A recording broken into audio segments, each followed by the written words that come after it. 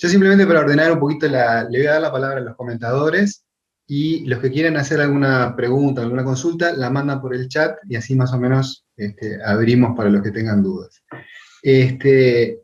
A Martín, que te veo ahí, empezás vos, te voy a preguntar, voy a encargar un poco los comentarios de ustedes en los dos aspectos de esta presentación, en el análisis global que se hizo de una puesta a punto del tema, en el cual les pido sobre todo si pueden ustedes dar su opinión o su conducta con respecto al diagnóstico histológico preoperatorio o intraoperatorio cada vez que nosotros nos embarcamos en una DPC, con o sin ecoendo disponible, porque esas variables se ponen en centro. ¿Cuáles son los criterios para los borderline pasarlos a neoadyuvancia, que es el tema de discusión de hoy? Y sobre todo gramática, después su experiencia con la DPC laparoscopia, que sabemos que es uno de los cirujanos con más experiencia a nivel no solo de Sudamérica, sino del mundo. Y posterior a eso, si quieren analizar concretamente la presentación y el trabajo, hay algunas cosas ahí como que no están en el trabajo, que de repente los comentadores preguntan, y cerramos después dándote de nuevo la palabra a vos, Gonzalo, ¿está? Martín, si podés, empezás.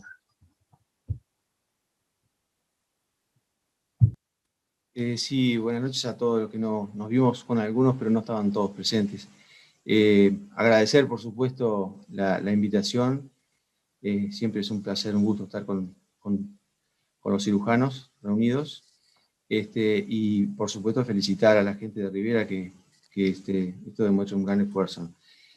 Gustavo, ¿vos crees que dé respuesta a tus preguntas iniciales antes de comentar el trabajo? ¿Es así, verdad? Me parece, porque se hizo como un análisis del caso y después el trabajo, o en el orden que quiera, pero trocando las dos partes, ¿verdad? Me parece bien. Yo separaría en tres mi visión de toda la presentación, el trabajo y del esfuerzo que realiza el equipo de cirugía de Rivera. En primer lugar, la presentación, que fue impecable, tocó prácticamente todos los puntos polémicos, neurálgicos del abordaje de una duodenopatectomía. Así que me pareció muy buena presentación, una muy buena puesta a punto del tema. Respecto ya voy a ir a los puntos que Gustavo decía que nos explayaron un poco, pero respecto al trabajo en sí, tiene un peso específico muy grande. Para el Uruguay tiene un peso específico muy grande. Si uno tira un papel, un paper, dejemos de lado las formas por un momento, ¿no? Que tiene 30 DPC con estos resultados que son excelentes, anticipándonos un poco a la discusión del artículo en sí, tiene un peso específico muy grande, es muy importante. Si uno se pone, tal vez hay que ponerse en el lugar de este equipo que hizo un gran esfuerzo para llegar a esta situación técnica de poder hacer una cirugía muy compleja con estos resultados. Es decir, es un equipo que ha trabajado mucho y ha llegado a estos resultados que son no buenos, son muy buenos, son de excelencia estos resultados. Es decir, el trabajo en sí mismo tiene un peso muy grande, tal vez no vaya a impactar en el mundo, porque la técnica ya es conocida y no hay ninguna innovación, pero sí está bueno medirse, está bueno saber dónde estamos parados, porque además es la única forma que nos permite cotejar con centros de referencia. Yo hablo mucho de estándares de calidad en cirugía. Nosotros hemos sacado cirugía hepática, cirugía pancreática en trasplante también, y porque es difícil hacer estudios prospectivos y randomizados y sacar nuestras propias conclusiones. Nosotros tenemos que tratar de hacerlo mejor, y una de las formas es cotejarnos con los estándares internacionales. Entonces, este tipo de trabajos nos permiten cotejarnos y saber si estamos bien en el rumbo o si, como decía, afianzar las fortalezas y mitigar las debilidades. Respecto, yo creo que en la globalidad la presentación me encantó. Después el artículo es otra historia, podemos hacer un poquito más crítico con las formas del artículo, eso lo dejo después a Gustavo que lo diga. En cuanto a lo que Gustavo preguntaba respecto a la histología, nosotros no necesariamente vamos con histología a la cirugía y redondeamos páncreas porque es el más frecuente, ¿no? Pero por supuesto que si tenemos un tumor de papila, ahí es más fácil obtener histología. En los tumores de páncreas, que es más difícil la obtención de histología, no necesariamente vamos por la biopsia preoperatoria. Cuando hay dudas, o es un paciente candidato a neoadjuvancia, la econdoscopía, nosotros disponemos de, no nuestro centro, pero podemos pedir los estudios y casi siempre lo hacemos así. Pero en un paciente con una lesión clara, con un CA19 no elevado, con dilatación de dos conductos, ese paciente no necesariamente vamos por la histología. Y la otra consideración que preguntaba Gustavo es respecto a los borderline, y para mí es clave, esto es clave, definir la estrategia de cada equipo, hasta dónde llega cada equipo, porque lo que uno intenta evitar es una resección R1, porque ahí la cirugía empieza a ser más marginal el beneficio oncológico. Estoy de acuerdo que igual, aunque termine siendo paliativa, la DPC en general da una mayor calidad de sobrevida a estos pacientes, ¿verdad? Porque no hay sangrado, no hay obstrucción biliar, no hay, en fin, todos los eventos producto del crecimiento, no hay dolor tampoco, producto del crecimiento del tumor, ya no están. Y por lo tanto los pacientes cuando recaen, en general lo hacen a nivel locorregional y son pacientes que viven bien hasta el final. Eso no es menor. Es decir, que siempre y cuando nosotros tengamos una mortalidad baja, la DPC tiene un lugar aún siendo paliativa. Pero como nosotros siempre encaramos al cáncer de páncreas, y por supuesto al restante de los periampulares con una intención curativa, es muy importante definir dónde está la línea. Y aquí, ¿para qué? Para no hacer resecciones R1 donde empieza a ser marginal el beneficio. Entonces, es clave la imagen, como bien decía Gonzalo, es clave la discusión en equipo. Nosotros tenemos una imagenóloga que nos encanta discutirlo con ella porque estaba a un nivel bastante más alto que nosotros, no tanto en tomografía, pero sí en resonancia. Usamos tomografía y resonancia según, estoy de acuerdo que uno puede manejarse solamente con tomografía. De hecho, Arnoletti, que nos hizo una excelente comunicación por esta misma vía y en este mismo canal, se manejan solo con Arnoletti en Estados Unidos, ¿verdad? Es un cirujano oncólogo, para el que no conoce, pero que se dedica mucho a páncreas. Hacen solo tomografía. Y hacen neoadjuvancia. Tanto hacen, respecto a esto, volviendo a los borderline, tanto hacen que están cada vez tendiendo a hacerle a todos. ¿Por qué? Porque ellos hacen además radioterapia, ¿no? Hacen neoadjuvancia con radio y quimio. Tienen menos complicaciones pancreáticas, tienen más control locorregional y los pacientes andan mejor desde el punto de vista oncológico. O sea que en realidad uno dice, bueno, tenemos muy malos resultados. En la serie nosotros presentamos en 2012 justamente estándares en cirugía pancreática en el Congreso Uruguayo y en ese momento teníamos 70 DPC, estábamos siendo 7 al año en ese momento, no teníamos ningún muerto, no teníamos fístula, pero los resultados oncológicos eran 8% a 5 años. Son muy malos. Entonces, nosotros también tenemos la idea que hay que definir un poco mejor para ver cómo podemos mejorar esos resultados. Yo recuerdo una conferencia de liquidez que hice en España, que es un cirujano que trabajó mucho en páncreas, que escribió un libro y todo, que él decía que habíamos llegado a una definición técnica o un paso técnico que era la resección de todo el mesopáncreas, y con eso íbamos a mejorar, habíamos mejorado en las complicaciones, en la morbilidad, en la mortalidad, pero con esto íbamos a mejorar los resultados oncológicos. Y lamentablemente nosotros hacemos la resección del mesopáncreas en forma completa desde hace años y los resultados mejores no llegan y rondan el 10% en el cáncer de páncreas. Así que creo que es muy importante definir estos pacientes y necesitamos discutirlos en ámbitos interdisciplinarios para definir cuáles pacientes, en cuáles de ellos se puede hacer una receta. Entonces ahí sí la cirugía va de entrada, va de inicio. Gustavo, hasta acá. Si no me... Daniel, si estás por ahí, a ver tu opinión. No sé si me escuchas ahora, porque estoy con una mala conexión acá. Sí, se escucha perfecto, dale.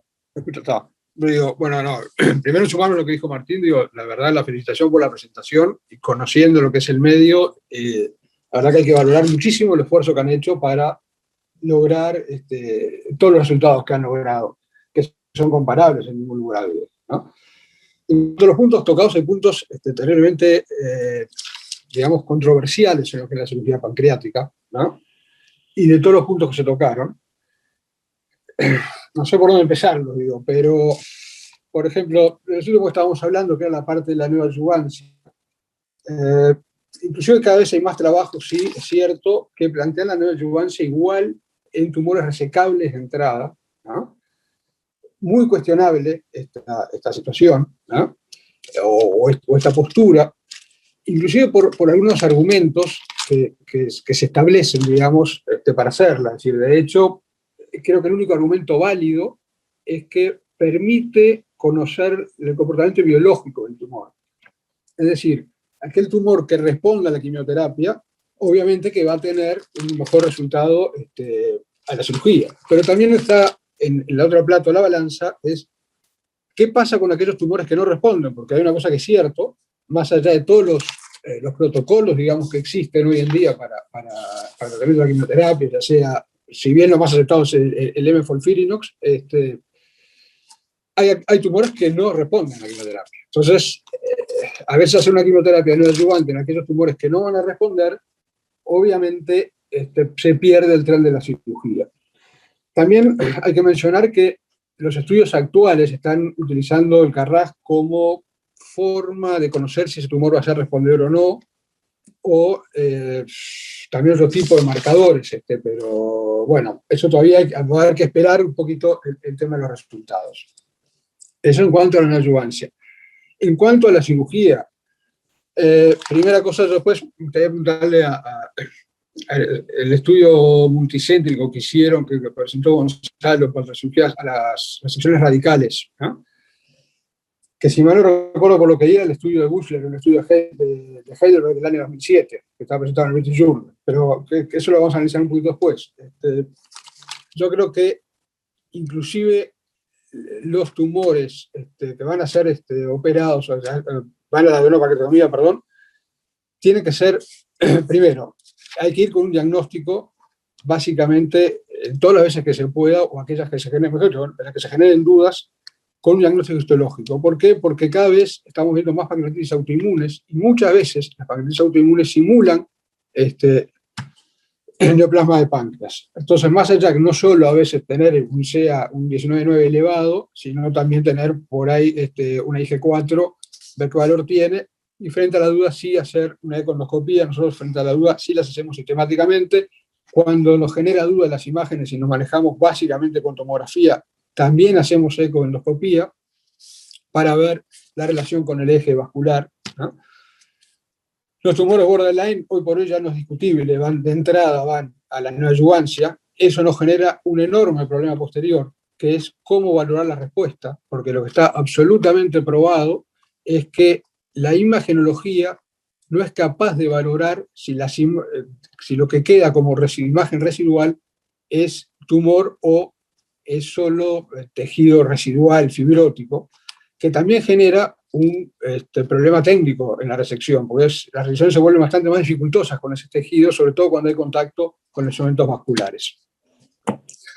Lo que es llamativo es que, por ejemplo, no sé, Gonzalo, si el trabajo que presentaste del metaanálisis de la estándar contra la linfadenectomía extendida es cierto, lo que estoy diciendo es el de Buchler de 2007. A ver, déjame. Sí, creo que sí. Bueno, lo que es llamativo es que el año pasado en el Congreso de la HPA, que fue hecho vía Zoom obviamente, el propio Buchler lo que defendía es la resección pancreática linfática extendida.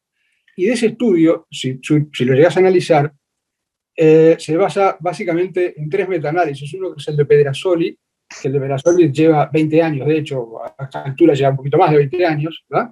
Creo que después está el estudio de Yeo, y donde ahí habla de todo tipo de tumores, inclusive solamente el 57% eran pancreáticos. Después habla de tumores ampulares, de tumores vía biliar, de tumores duodenales.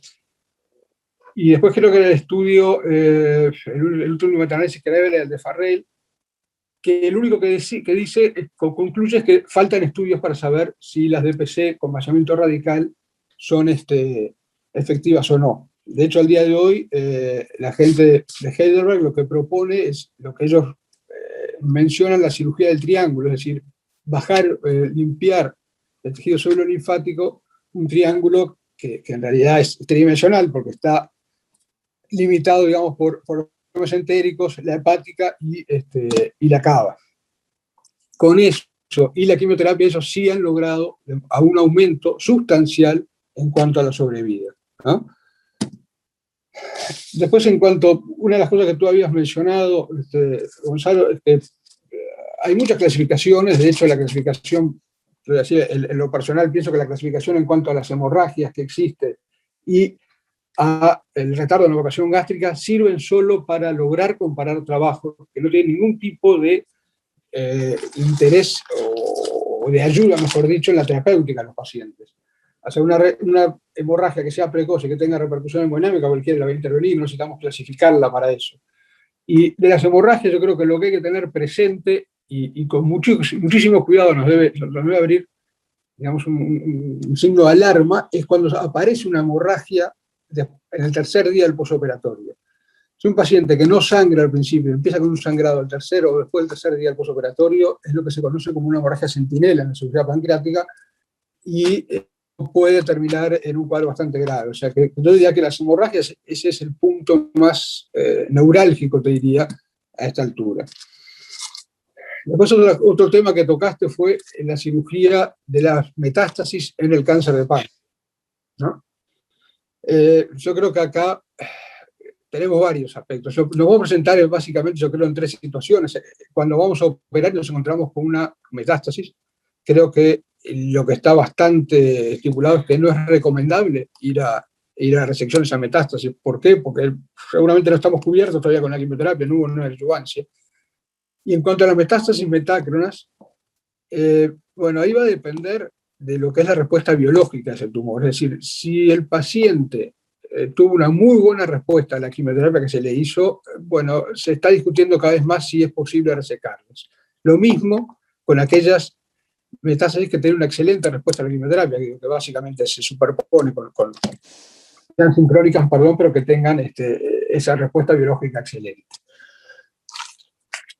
Bueno, después, como decía Martín, yo creo que después el trabajo, bueno, tiene algunos aspectos para digamos, discutir, pero en términos generales, yo diría que eso es un poco mi visión de todo eso. Esto es basado un poco en la experiencia que tenemos en la cirugía pancreática. Digo, bueno, por todos he sabido, muchos de ustedes inclusive están en ese trabajo, lo presentamos en el Congreso Mundial del 2010 en Buenos Aires sobre 222 duodenopatectomías, o sea, pero bueno, yo diría que un poco el suma de todo lo que fue la presentación, pero me uno enormemente a las felicitaciones y la verdad una enorme alegría que logren ese tipo de resultados.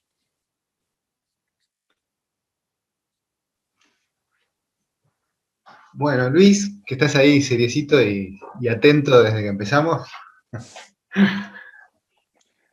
Bueno, yo la verdad que quiero agradecer la invitación. Siempre es un gusto colaborar con los amigos y colegas uruguayos. Veo muchas caras conocidas y veo muchos amigos ahí en la pantalla. Debo reconocer que a medida que fui escuchando a Gonzalo, fui cambiando absolutamente lo que voy a terminar diciendo. O sea que comienzo por felicitarlo, porque sé del esfuerzo que cualquiera que se dedica al páncreas en sus primeros, digamos, en su primer trabajo de 30 casos hace un esfuerzo gigantesco, y la información en páncreas desgraciadamente cambia yo diría cada 2 o 3 años, y sobre todo en la última década, de manera bastante brusca y casi opuesta entre sí. Y yo, más que meterme con el trabajo de Gonzalo y todo el grupo de trabajo, lo que quería es hacer una serie de comentarios con algunas preguntas y que nos lleven a algún lado. Yo en mi práctica profesional, personal, digamos, algunos comentarios de presentaciones que fui haciendo en mi vida sobre duodenopancreatectomía, 1996, 35 DPC sin mortalidad. Tuve comentarios de muchos cirujanos de Buenos Aires, no muy simpáticas, pero que de alguna manera me marcaron el camino como comentarios sobre otros trabajos. Así que voy a tratar de hacer lo que decidí mientras escuchaba a Gonzalo. Yo diría que a mí me resultó muy importante en mi vida dedicada al páncreas, en 1997, el estar con Del Peró y entender la importancia de la disección de la cara lateral derecha de la arteria mesentérica superior. Me costó entender porque no era lo que hacía yo con mi padre, no era lo que había aprendido con él, no era lo que se hacía en la Argentina. Y me costó entender que fuera tan importante para la sistematización de la técnica y para tratar de llegar a comprender el porqué de la recurrencia loco-regional. O sea que, primer ítem, es algo que has incorporado en tus duodenopancreatectomías, en el trabajo no lo leo y en la presentación tampoco. Me parece es un tema súper importante para cualquier grupo que se esté dedicando hoy en día en páncreas y que escriba sobre páncreas y que pretenda ser académico sobre páncreas, el abordar la arteria en su lado derecho. El segundo tema que en mi vida profesional resultó muy importante es cuando gané la beca del American College. Fui a 7 centros en Estados Unidos en el 2003, pero 2 centros me impactaron en páncreas, uno la Mayo Clinic y el otro el Johns Hopkins. Y en ambos centros lo que más me llamó la atención fueron la gran cantidad de resecciones venosas. Es decir, de vuelta venía de un servicio donde casi no hacíamos resecciones venosas, donde tratábamos de esquivarle lo más posible a resecciones parciales o totales. Leíamos la literatura, pero no lo llevábamos a la práctica. Ellos en aquel momento, estoy hablando hace muchos años, tenían más del 20% de resecciones venosas en el porcentaje total de casi 100 duodenopancreatectomías anuales que tienen ambos centros.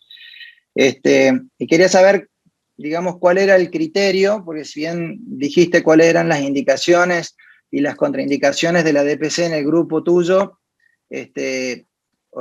creo fervientemente que eso hoy es totalmente distinto, ¿cierto? Es decir, hoy en lo que es resecciones venosas, yo diría que la contraindicación tiene más que ver con las habilidades y destrezas del cirujano que concretamente con el porcentaje de vena comprometida, sea la vena mesentérica superior, el tronco venoso portal o la vena que le quieran llamar en ese grupo. Creo que hoy la tendencia está bastante clara, sobre todo en los últimos 2 años, de que tiene más que ver con la manualidad, la destreza, la técnica, de poder garantizar una buena anastomosis venosa y que de poderla garantizar los resultados en el R0 no se ven modificados. Quería saber tu opinión al respecto. Tercer punto, para mí fue muy importante, pero muy importante. Nosotros veníamos de trabajar 3 años con mi padre, fue lo último que hizo él antes de fallecer, con el libro de El Páncreas. Básicamente, un libro de muchas hojas dedicadas solo y exclusivamente al páncreas. Y en ese libro, básicamente teníamos conceptos muy parecidos a los que vertiste hoy, Gonzalo. Y desde entonces yo veo desde el 2019, diría principios hasta la fecha, y en particular 2021, febrero, marzo y abril, en revistas muy importantes como Surgery, por ejemplo, yo veo que hay un cambio realmente radical en algunas cuestiones dedicadas a la duodenopancreatectomía. La primera es la neoadyuvancia, no como una cuestión de Arnoletti o el centro de Arnoletti nada más, sino básicamente la neoadyuvancia en casi todo centro importante de páncreas en el mundo.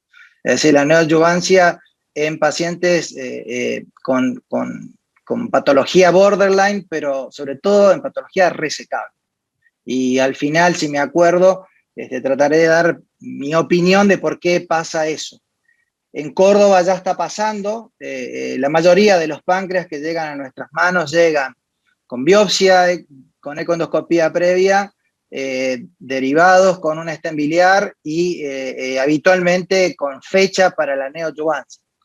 Es decir que básicamente hacen una consulta conmigo para saber en qué momento posterior a la neoadyuvancia lo voy a operar, ¿de acuerdo? Es decir que no quiero con esto decir de que estemos actuando correctamente y que sea sin lugar a dudas el camino a seguir, pero lo que sí quiero decir es que es un hecho. Llegó para quedarse y los oncólogos están actuando de esa manera. La segunda cosa que quería decir es muy importante, pero muy importante y modifica absolutamente las necesidades quirúrgicas, técnicas y nuestras habilidades para operar, incluso los que llevamos muchos años operando páncreas, el concepto del divestment arterial, o lo que sería la disección periadventicia de la arteria mesentérica superior, del tronco celíaco e incluso de la arteria mesentérica inferior cuando está desembocando por ahí cerca. Es decir que,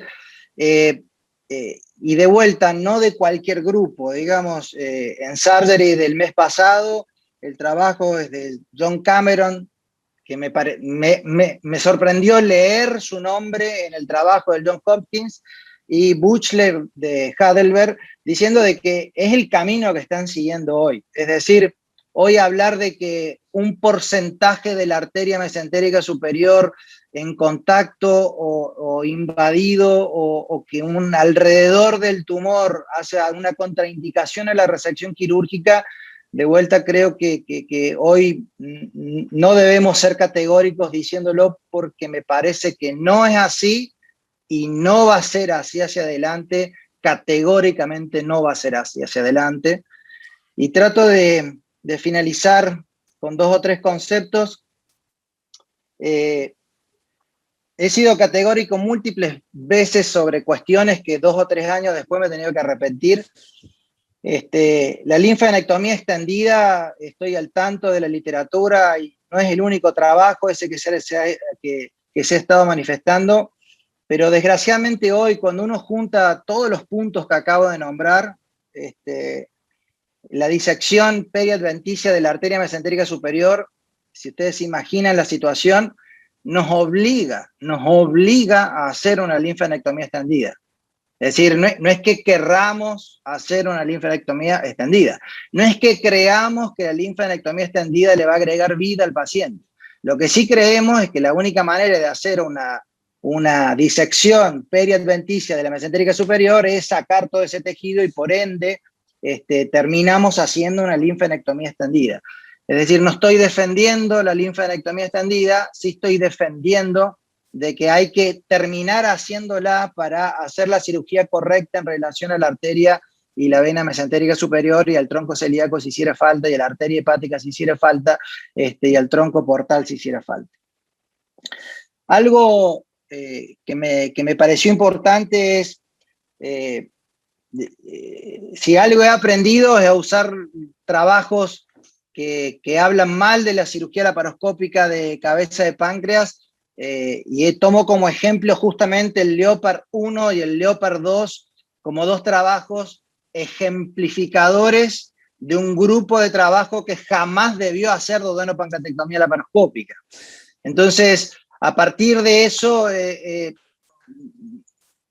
digamos, no está ni bien ni mal que hayas puesto esa bibliografía, si no sé si es acertado darle la categoría que le diste a los resultados de esos trabajos, cuando mundialmente se considera que el grupo holandés fundamentalmente hace step-up approach en pancreatitis y lo hace muy bien, pero a la hora de hacer duodenopancreatectomía laparoscópica le ha ido particularmente mal en comparación con cualquier grupo del mundo. Sí creo que Palanivelu es un cirujano que tiene una experiencia muy importante y sin embargo forma parte de un grupo también especial, que es del grupo que hace duodenopancreatectomía de manera selectiva y tiene resultados magníficos, pero hace duodenopancreatectomía del tipo selectivo. Y finalmente, porque no quiero quedarme con el micrófono y hay mucho para conversar, en el 2019 creo haber hablado con Andrés Salom de que casi el 80-90% de mi casuística de duodenopancreatectomía era laparoscópica. Y hoy en día, por todo lo que acabo de comentar, diría que he vuelto para atrás. O sea, ahora estoy en 50 y 50. ¿Y por qué estoy en 50 y 50? Y porque la disección periadventicia de la arteria mesentérica superior yo no estoy en condiciones laparoscópicas de hacerlo. Porque algunas resecciones venosas no estoy en condiciones laparoscópicas de hacerlas. Y como no estoy en condiciones de hacer todo eso, y eso me ha agregado una casuística importante, porque eran pacientes que hace 5 años no operaba, y hoy sí los opero, y los opero con intención curativa, y los opero con intención de lograr un R0, esos pacientes hoy, en los últimos 2 años, y especialmente en cuarentena, han sido por vía convencional. ¿Por qué creo todo esto y así termino? Porque yo percibo y participo del grupo de Francia en donde la biopsia de los tumores, la biblioteca que se está haciendo en algunos centros del mundo, mucho en Estados Unidos, pero yo solamente tengo relación con la francesa, ese centro, esa biblioteca de tumores donde se junta el tumor y se evalúa su comportamiento biológico en relación a la quimioterapia, es como la piedra angular en la que todo cirujano pancreático está creyendo que por fin vamos a encontrar la sobrevida que nos gustaría a todos después de semejante esfuerzo técnico y del riesgo que corre el paciente cuando se pone en nuestras manos. Entonces, a partir de esa creencia de que una vez hecha la biblioteca, que no se hace de ninguna otra manera que no sea con biopsia preoperatoria, con estren biliar, y actuando con la respuesta de cada tumor a la quimioterapia que tenemos en vigencia, es que creo que estamos haciendo todas estas modificaciones tan rápidas, tan bruscas en los últimos 2, 3, 4 y 5 años.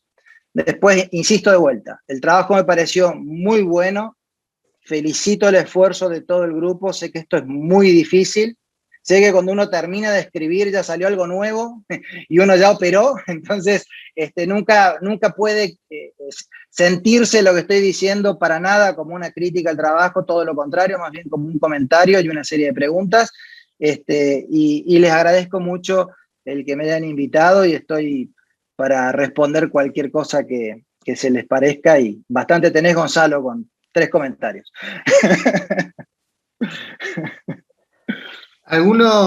Vi ahí a Fernando González o a mucha gente que opera páncreas y tiene experiencia, si quieren hacer un comentario o alguna pregunta, antes de darle la palabra a Gonzalo de nuevo.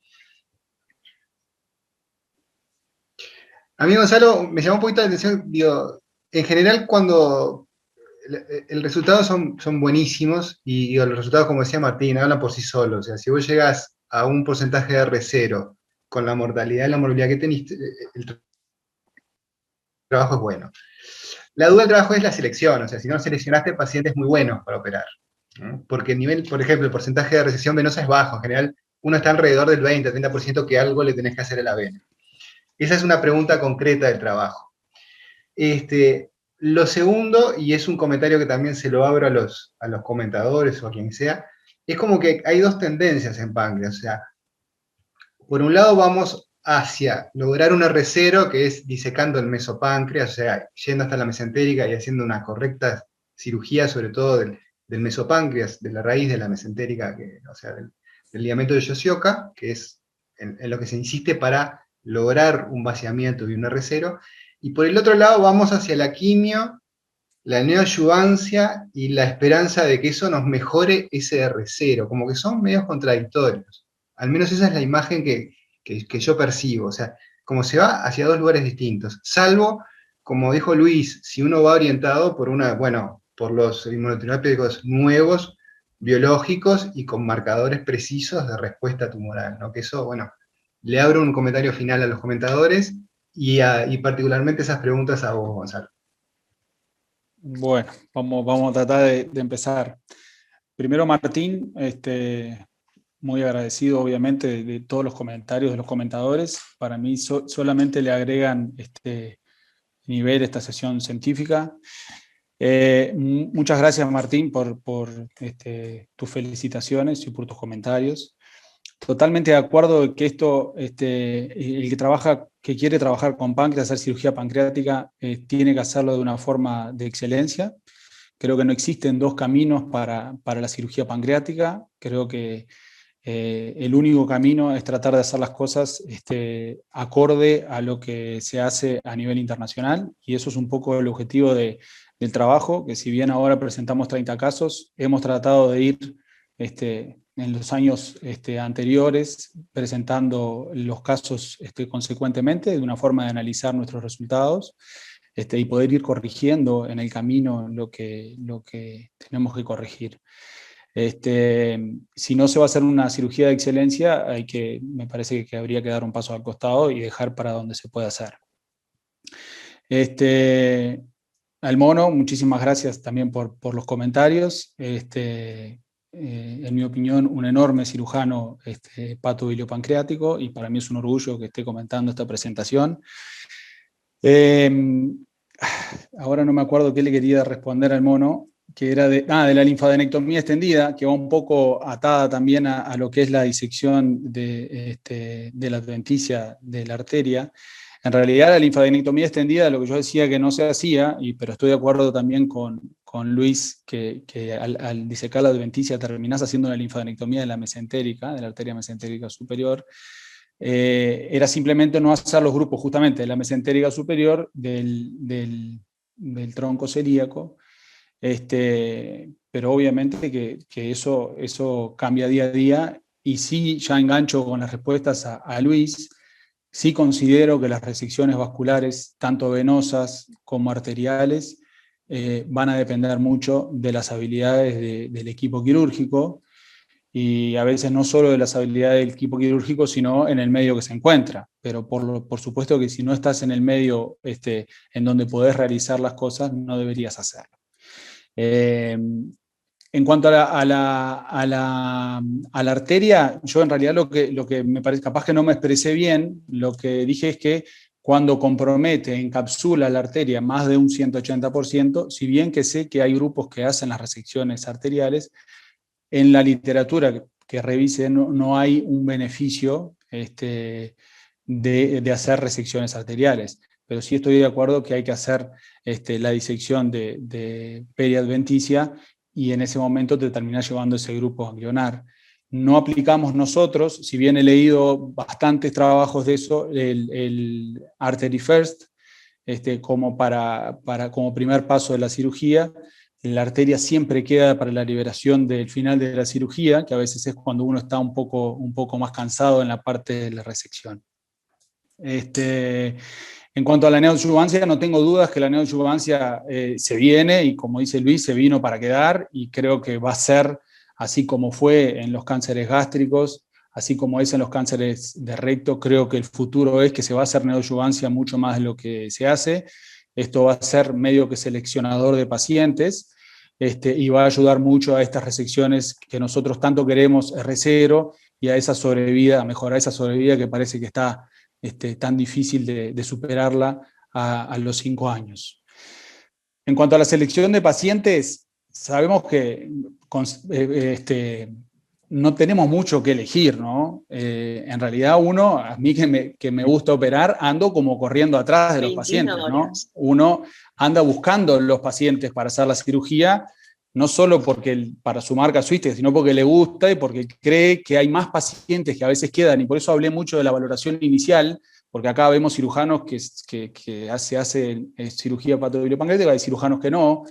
Y entonces hablé de la valoración inicial porque creo que es importante que ya se haga una buena tomografía, porque a veces eso es clave para que el paciente llegue a ti. A veces el paciente se dispersa y ya se lo toma como que es un paciente no resecable, y cada día las resecciones son mayores, y cada día las resecciones incluyen resecciones vasculares, como debe ser, buscando el mejor tratamiento para estos pacientes. Entonces, en realidad no fueron seleccionados, quizá dejé de operar a algún paciente que mandé a neoadyuvancia, pero no son muchos. Espero que esos pacientes los pueda recuperar y operar. Estoy esperando a algunos pacientes, porque es así, uno esos los tiene medio contado con los dedos, ya sé los que tengo en neoadyuvancia.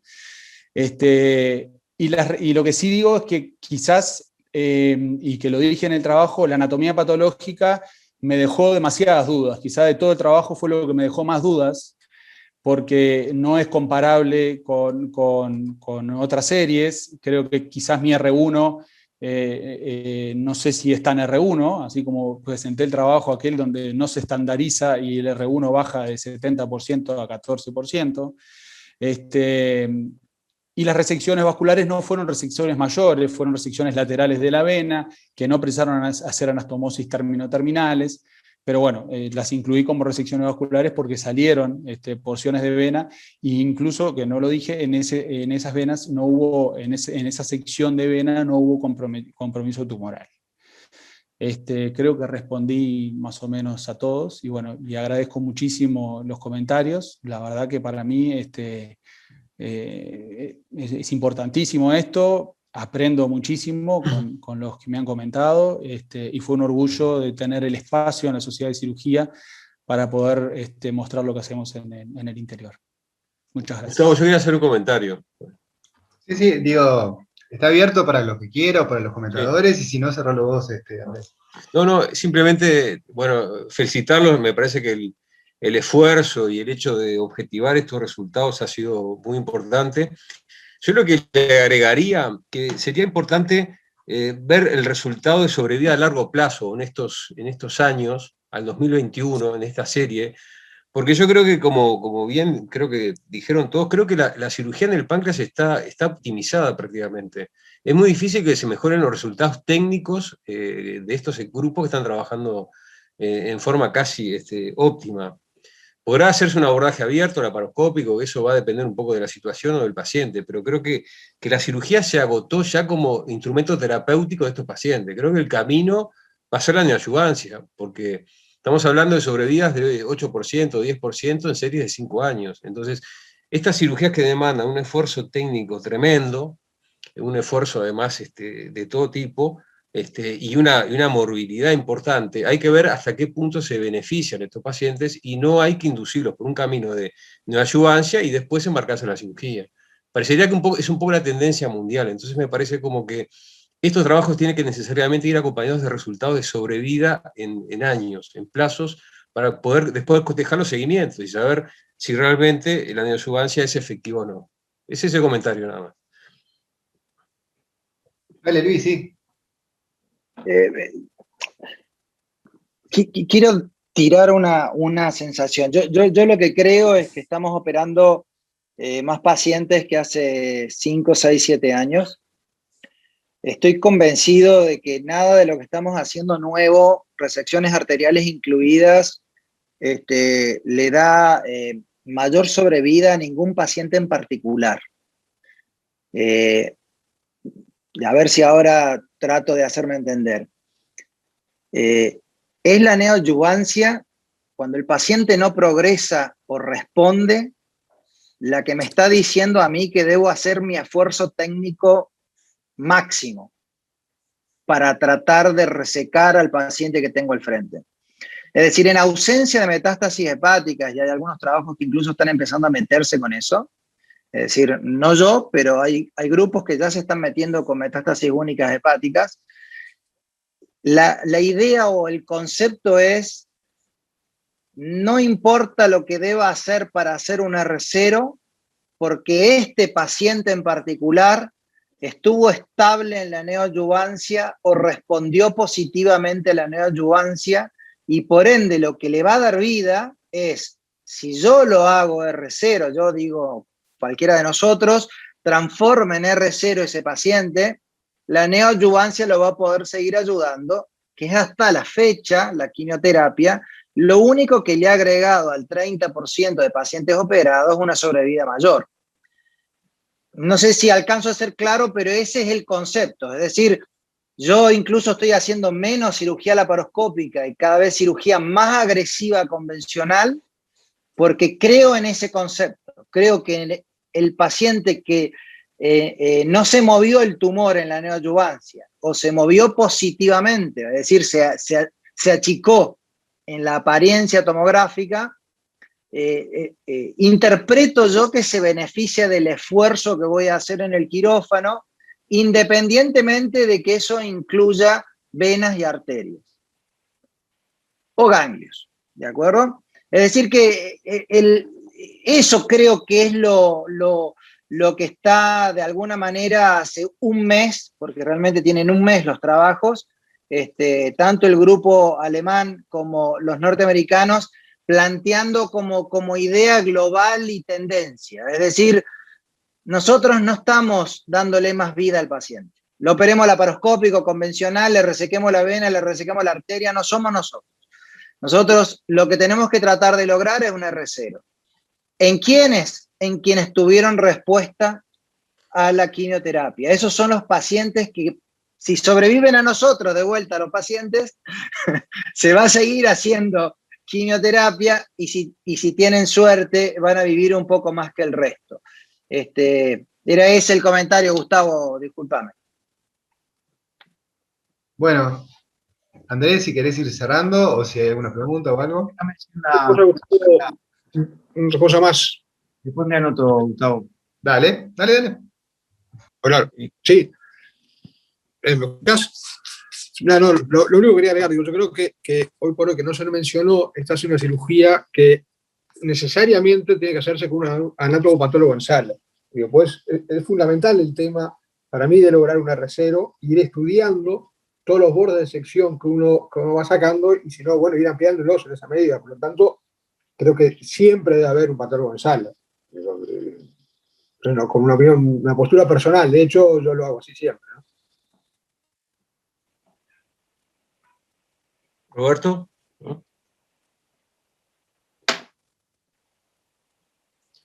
Ahora, está difícil que un patólogo te aguante las 4 horitas ahí. Yo en general los uso cuando no tengo diagnóstico y tengo que tener la adenocarcinoma para seguir adelante, pero después tenés que tirarle una cuerda para que te vuelva con cada borde. Martín, dale, perdón. ¿Quién va, Gustavo? ¿Voy yo? Sí, yo en realidad me parece que ya no tiene mucho sentido ponerle la lupa al trabajo.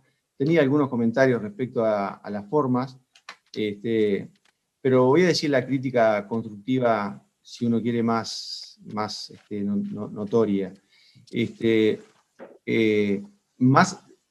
Más allá de que vuelvo a reiterar el peso específico de la importancia que tiene el trabajo en sí. 30 dPc en el interior de nuestro país, aparentemente sin curva de aprendizaje y con resultados excelentes, ¿no? Eso nomás tiene un peso específico enorme. Ahora, cuando lo llevamos al papel, hay algunas, si bien es un trabajo que describe, es descriptivo, en un periodo de tiempo, analiza una técnica, pone a juicio, bueno, ¿cómo nos va con esta técnica? Entonces, en el papel, después me quedé más tranquilo porque tú lo mostraste en la presentación, pero en el papel, justamente, en material y método, cuando uno debería describir la técnica con detalle y precisión, porque el objetivo de un trabajo es la difusión. Si tú estás diciendo, yo hago una técnica y me va muy bien, yo, después de leer el artículo, tengo que ser capaz de reproducirla. Esa es la finalidad última de la comunicación científica, poder reproducir la técnica. Entonces, en un trabajo que presenta una técnica al análisis, tiene que haber detalles de la técnica de todo índole, como la exploración, pues vos me decís, ecografía intraoperatoria, no sé, me decís Wilson de tal tamaño, yo no sé cómo lo mediste, si usaste una herramienta objetiva o no, en fin, cómo seleccionaste. A mí también me dio la impresión que había un sesgo de selección, y simplemente lo intuí por un dato. La media etaria, 63 años, es muy baja. Es muy baja. No hace mucho tiempo teníamos 160 años internadas, 2 pacientes, 78 y 82.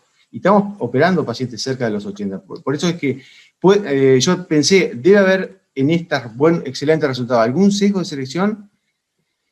Y bueno, las comorbilidades también me llevan a pensar que pueda haberlo, porque en realidad son pacientes que no tienen comorbilidades, hipertensos y diabéticos de reciente comienzo o diabéticos previos. Es decir, por ejemplo, un objetivo inicial fue propuesto por el trabajo, es analizar la técnica. Después de semejante trabajo, la recopilación de datos, yo estoy de acuerdo con Andrés, podríamos haber puesto algún resultado en cuanto a la sobrevida, o sea, un objetivo secundario del trabajo, hablando de los cánceres de páncreas. Porque si tenés tan buen resultado en cuanto a los resultados oncológicos en R0, bueno, a mí me interesa mucho conocerlo. Entonces, me parece que podría haber estado un poco más completo. Yo quiero redondear la idea. Hay otros puntos, creo que los más, donde le puse más la lupa y que me quería resaltar eran estos, pero quiero redondear mi comentario diciendo que hay que usar los estándares. Están escritos en todos lados para nosotros saber dónde estamos parados. Un estándar muy importante en cirugía pancreática es la tasa de resecabilidad. O si vos me decís, hice 30 duodenopancreatectomías, pero operé 200, y de las 200 resequé 30, estás mal. Entonces, ¿cuántos fueron al quirófano y terminaron resecados? Es muy importante. Tiene que ser mayor al 60%. Si no, estamos seleccionando mal, estamos viendo mal la imagen, estamos subestimando la imagen. Ese es uno de los estándares de calidad en cirugía pancreática, y no apareció. Yo creo que hay que usar los estándares. Benchmarking también, cualquiera.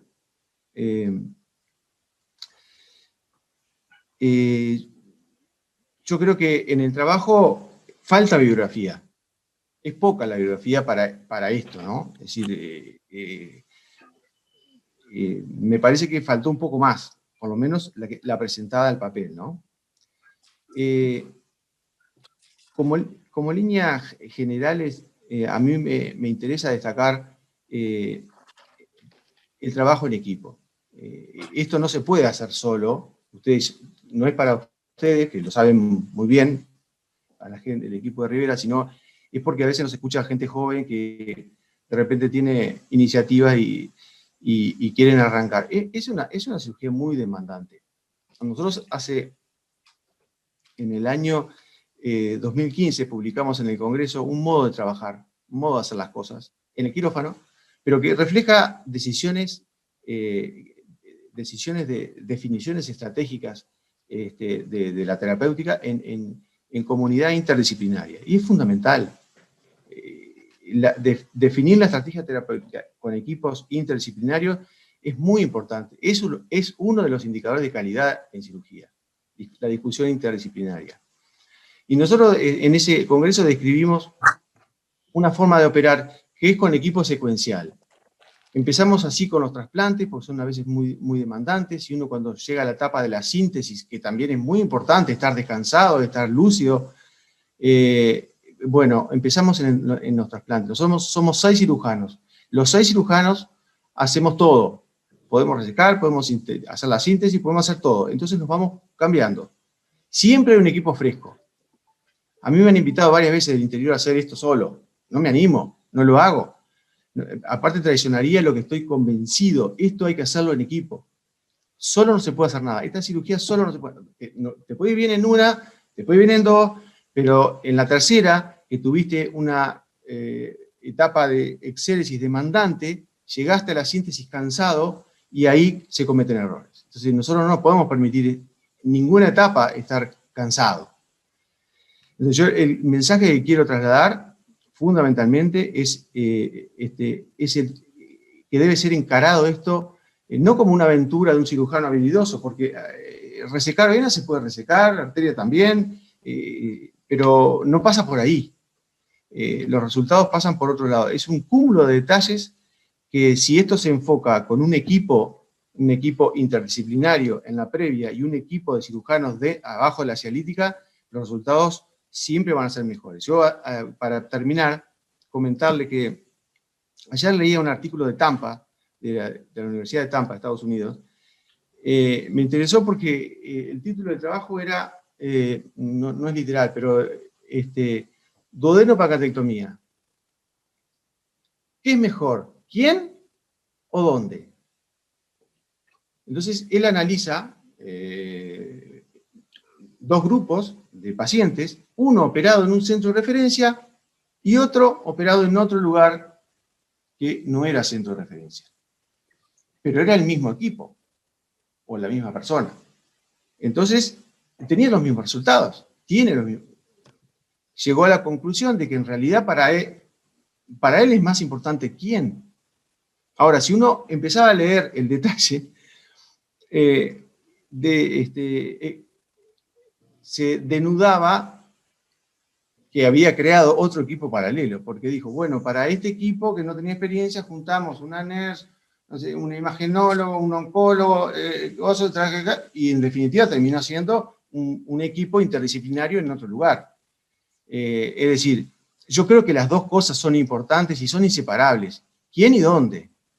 El efecto centro está mundialmente expuesto, que incide, que el volumen agrega experiencia. No solamente volumen, el volumen solo no alcanza, pero sí es importante. Y por supuesto que la experiencia del equipo. Y lo felicito y espero verlos pronto. Saludo grande por la frontera acá. Bueno, muy bien. Gracias. Bueno, en honor al tiempo, les agradezco mucho, los felicito nuevamente a los expositores, a los comentadores, Martín, Daniel, Luis. Muchas gracias por tu tiempo, por comunicarte con nosotros. Y bueno, nos esperamos para la próxima jornada científica de la sociedad. Así que gracias a todos. Gracias a todos, buenas noches. Hasta luego, gracias. Hasta luego. Muchas gracias a todos. Hasta luego, Gracias, gracias. gracias. Gracias. Felicitaciones. Felicitaciones. Gracias. Gracias. Chao, Sonia.